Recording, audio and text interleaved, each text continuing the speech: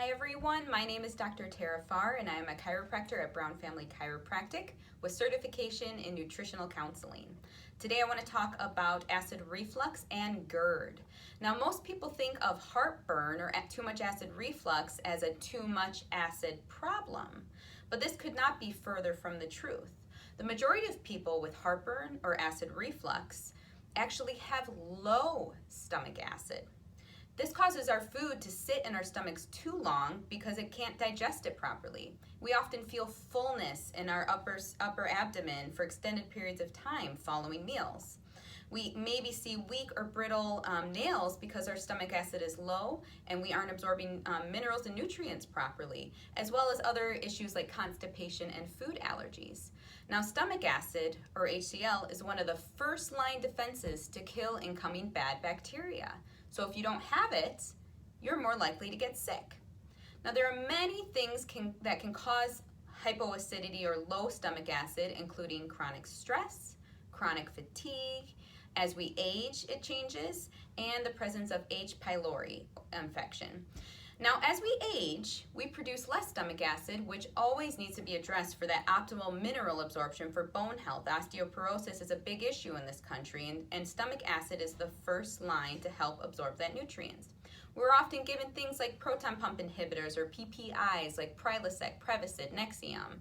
And some of the side effects of these over-the-counters include B12 deficiencies, magnesium deficiencies, increased risk of hip, wrist, and spine fractures, and more. Now, these drugs were designed for short-term use, but now they have developed into long-term usage. I have patients on proton pump inhibitors for 10 years. All right. Now these medications basically tell our stomach cells called intrinsic cells to stop working. They got it covered. This pill can handle the job. We don't need you to make that stomach acid anymore. So the concern with this long-term proton pump inhibitor use is that when we stop taking these drugs, our body has to end up working again, and it ends up overcompensating with a large surge of stomach acid, and we hurt again because our body's saying, oh, produce that stomach acid. Oh my goodness, I ate that meal and now I have all this heartburn. I might as well go back on that proton pump inhibitor because it was helping, and the vicious cycle begins, okay? So what can we do to naturally ease this acid reflux or these GERD issues?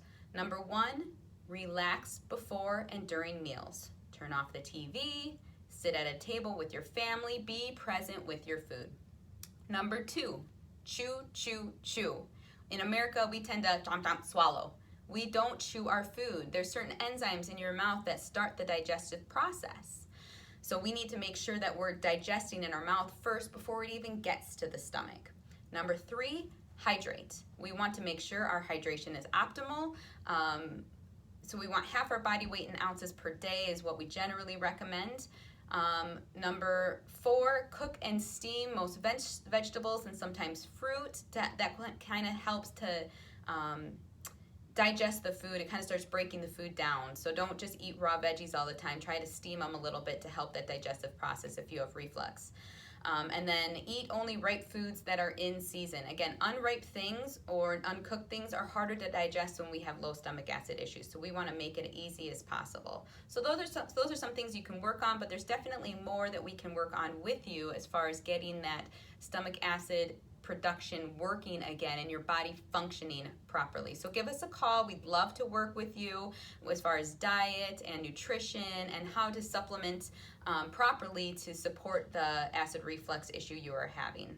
Give us a call. We'd love to work with you.